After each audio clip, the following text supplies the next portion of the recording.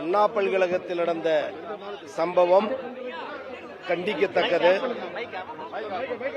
தமிழக முதலமைச்சர் அதை கண்டித்திருக்கிறார்.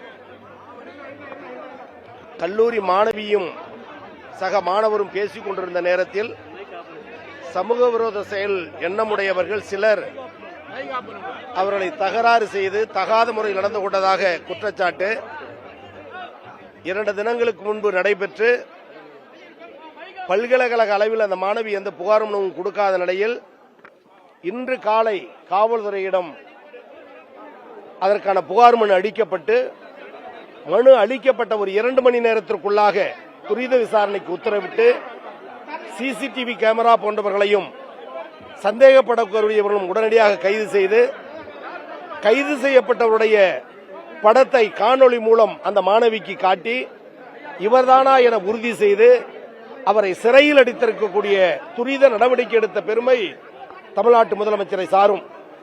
அதற்காக அதை வரவேற்கிறோம் என்ற பொருள் அல்ல. தவறு நடக்கும் போது குற்றச்சாட்டு எழும்பொழுது புகார் மனு பெறப்பட்டவுடன் அதற்கு தக்க நடவடிக்கை மேற்கொள்வதற்கான சாட்சி இது.